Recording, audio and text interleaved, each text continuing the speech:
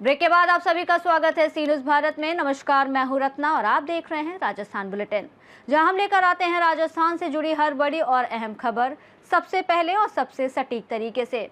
आज की शुरुआत करते हैं राज्य की उन प्रमुख सुर्खियों से जिन्होंने पूरे राजस्थान का ध्यान अपनी ओर खींचा है।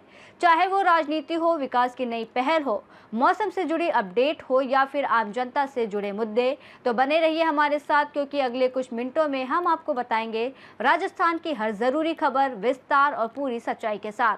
बात करेंगे जोधपुर की, जहां नववर्ष चैत्र शुक्ल के आगमन पर नववर्ष महोत्सव समिति के तत्वाधान में भव्य शोभा यात्रा निकाली गई। साथ ही बात होगी कोटा की, जहां किसानों के बीच बाघ की दहशत बरकरार है। ऐसी तमाम खबरों पर विस्तार से चर्चा करेंगे। बकानी में चैत्र शुक्ल के पावन अवसर पर श्री गुर्जर गौड़ ब्राह्मण समाज के अध्यक्ष हरीश कुमार व्यास और पूर्व अध्यक्ष श्याम मनोहर शर्मा के नेतृत्व में बैंड बाजों के साथ समाज के भगवान सत्यनारायण मंदिर से देव विमान को लेकर नगर में भव्य शोभा यात्रा निकाली गई। कस्बे के वासियों और सामाजिक राजनीतिक संगठनों के कार्यकर्ताओं ने मार्ग में तोरण द्वार सजाकर पुष्प वर्षा कर स्वागत किया। शोभा यात्रा में सुरेश चंद्र गौतम, जगदीश गौतम, मोहनलाल शर्मा सहित समस्त गौतम ब्राह्मण समाज के पुरुष और महिलाएं मौजूद रहे। रात्रि में महिला मंडल की अध्यक्षा दीप्ति शर्मा और रेखा गौतम की अध्यक्षता में सांस्कृतिक कार्यक्रम आयोजित किया गया। शोभा यात्रा के उपरांत मंदिर पर महाआरती संपन्न हुई और संध्या काल में गौतम समाज परिवार द्वारा सामूहिक सहभोज का आयोजन किया गया।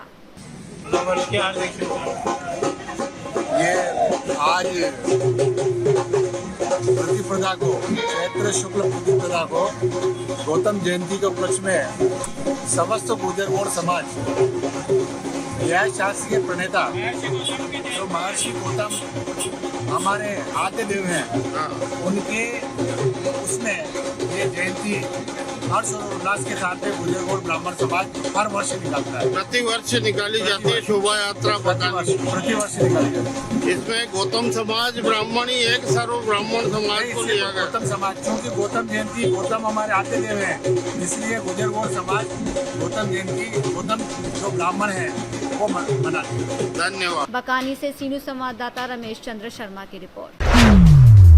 खबर 12 से है, जहां केलवाड़ा वाल्मीकि मंदिर सीताबाड़ी से उप तहसील कार्यालय तक किसान महापंचायत की वाहन रैली निकाली गई, जिसमें किसानों ने उप तहसीलदार को प्रधानमंत्री और मुख्यमंत्री के नाम ज्ञापन सौंपते हुए अमेरिका से आयातित कृषि उत्पादों पर 50% आयात शुल्क लगाने, राड़ी, नवेली और करई बांध सिंचाई परियोजनाओं को शीघ्र मंजूरी देने और हैदराबाद की ग्रीन एनर्जी प्राइवेट लिमिटेड को 407 हेक्टेयर जंगल में पेड़ों की कटाई की मंजूरी रद्द करने सहित अन्य मांगे रखी।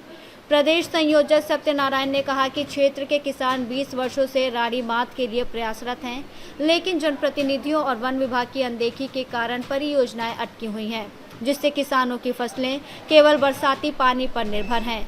उन्होंने कहा कि वन भूमि देकर बिजली कंपनी को पावर प्लांट की मंजूरी किसानों के साथ विश्वासघात है। किसानों ने आक्रोश व्यक्त करते हुए पेड़ों की कटाई रोकने, ओलावृष्टि से खराब हुई खरीफ फसलों का मुआवजा और बीमा क्लेम राशि का शीघ्र वितरण करने की भी मांग की। जी, शुभ नाम? सत्यनारायण सिंह, प्रदेश संयोजक किसान महापंचायत राजस्थान प्रदेश। किन चीज़ों को लेकर आपने आज ज्ञापन दिया? आज हम केंद्र सरकार के कुछ गलत निर्णयों को विरोध में आज किसान महापंचायत ने यहाँ पर सीताबाड़ी में एकत्र होकर कस्बे में रैली निकाल कर यहाँ उप तहसील कार्यालय पर आए हैं और ज्ञापन दिया है।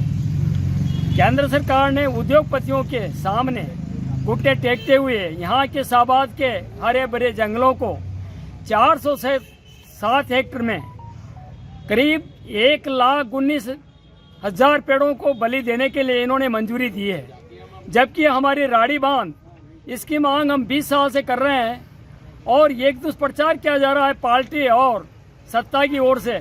इससे रोजगार मिलेगा और इससे विकास होगा। हमारा किसानों का कहना है कि हमारा विकास और रोजगार देना है तो राड़ी बांध बनाओ, यहाँ की शाहबाद की करई वृहद सिंचाई परियोजना को पूरी करो, इससे रोजगार भी मिलेगा, पानी का लेवल बढ़ेगा और एरिया का विकास होगा। ज्ञापन देने के बाद अगर आपकी मांगे नहीं मानी जाती है तो आगे की रणनीति क्या होगी? आगे हम 1 महीने का टाइम दे रहे हैं, तब तक हमारा कटाई का काम निमट जाएगा और यहाँ पर बहुत बड़ा आंदोलन होगा। ना हम शाहबाद के जंगलों को कटने देंगे। किसानों ने आज निर्णय लिया है, किसानों को जागृत किया जाएगा। और अमेरिका से जो डील हुई है उसमें शून्य टैक्स पर आयात होगा कृषि में किसानों का माल, उससे हमारे भाव घट गए। गेहूं आज 2000 बिक रहा है, सोयाबीन मक्का के भाव नहीं आए। उस डील को रद्द करवाने के लिए भी हमारा आंदोलन चल रहा है, उसको भी हम करेंगे। एक बहुत बड़ा धरना प्रदर्शन या आंदोलन के माध्यम से सरकार को हम चेताएंगे। 12 से सी न्यूज़ संवाददाता इमरान खान की रिपोर्ट। जोधपुर में विक्रम संवत 2083 के आगमन के अवसर पर नववर्ष महोत्सव समिति द्वारा भव्य शुभकामना शोभा यात्रा आयोजित की गई, जिसकी अध्यक्षता नरपत सांखला और महामंत्री वरुण धनानिया ने की। शोभा यात्रा में शहर के गणमान्य नागरिकों के साथ महिलाओं ने भगवा साड़ी और साफा पहनकर भाग लिया और रास्ते में सभी घरों पर तिलक लगाने, दीप, ध्वज लगाने की अपील की गई। शोभा यात्रा घंटाघर से रवाना होकर नई Sojati gate, railway station, Ranchhod Das ji का मंदिर और जल जोग चौराहे तक पहुंची, जहां क्रीड़ा भारती द्वारा अखंड भारत माता का मानचित्र बनाया गया और 2083 दीप प्रज्वलित किए गए। कार्यक्रम में विशेष महाकाल भस्म आरती, संघ के पंच परिवर्तन संदेश, बेटी पढ़ाओ बेटी बचाओ, इस्कॉन की भजन मंडली, नासिक के ढोल बैंड और मनोज रिया ग्रुप की सांस्कृतिक प्रस्तुतियां शामिल रहीं। समिति ने 30 मार्च को शहर के प्रमुख चौराहों, मंदिरों और सार्वजनिक पार्कों में तिलक और मुंह मीठा कार्यक्रम, सामूहिक हवन का आयोजन करने का कार्यक्रम भी घोषित किया। इस अवसर पर महेंद्र दवे, राष्ट्रीय स्वयं सेवक संघ विभाग कार्यवाह, मनोहर सिंह, भाजपा जिला अध्यक्ष राजेंद्र पालीवाल और अन्य गणमान्य लोग मौजूद रहे। विक्रम संवत 2083 के उपलक्ष्य में भव्य शुभकामना शोभा यात्रा नववर्ष के आगमन पर आज आयोजित हुई है। सभी जोधपुर वासियों ने, सनातन प्रेमियों में इस भव्य शुभकामना शोभा यात्रा में भाग लिया। जोधपुर से सी न्यूज़ संवाददाता आनंद शर्मा की रिपोर्ट। जोधपुर में नवरात्र के प्रथम दिन श्याम भक्ति सेवा संस्थान के अध्यक्ष मोनिका प्रजापत के नेतृत्व में गीता भवन में भव्य श्याम बाबा प्राण प्रतिष्ठा समारोह आयोजित किया गया, जिसमें बारिश के बावजूद 500 भक्तों ने उत्साहपूर्वक भाग लिया। शास्त्री मोहित भाई दाधीश और उनकी टीम ने विधि विधान से मंत्रोच्चार कर मूर्तियों की प्राण प्रतिष्ठा संपन्न कराई, जबकि बीएसएफ बैंड और संगीतमय भजन कार्यक्रम को और भव्य बनाया। मुख्य अतिथि न्यायाधीश विनीत माथुर, बीएसएफ महानिरीक्षक ML Garg, NCB director Ghanshyam Soni और संतों ने श्याम भक्ति, समाज सेवा और धार्मिक एकता पर अपने विचार साझा किए।